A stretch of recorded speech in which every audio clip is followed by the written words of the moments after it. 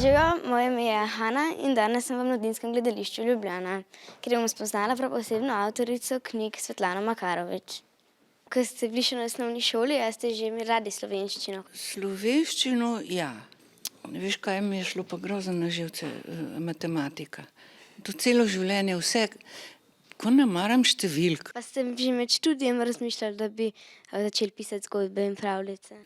Ko sem bila majhna, veš, sem si pa včasih kar začela zmišljati neke pravljice. Na vrtu sem se skrila za fižol ob preklah, pa sem si predstavljala, da pripovedujem kakšno pravljico komu.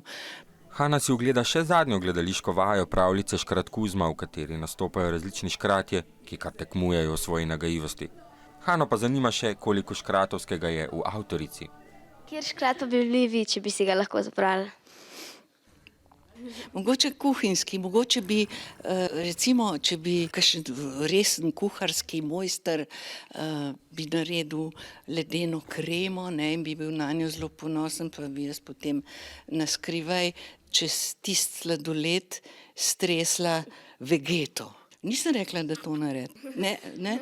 Da noš rekla, Svetlana je rekla, da lahko to. Ne. Si moraš kaj sama zmisliti. Zdaj pa dovolj o zgodbicah, pravljicah in škratih. Nič ni hudega, če komu kaj zagodemo, samo da ga ne prizadenemo.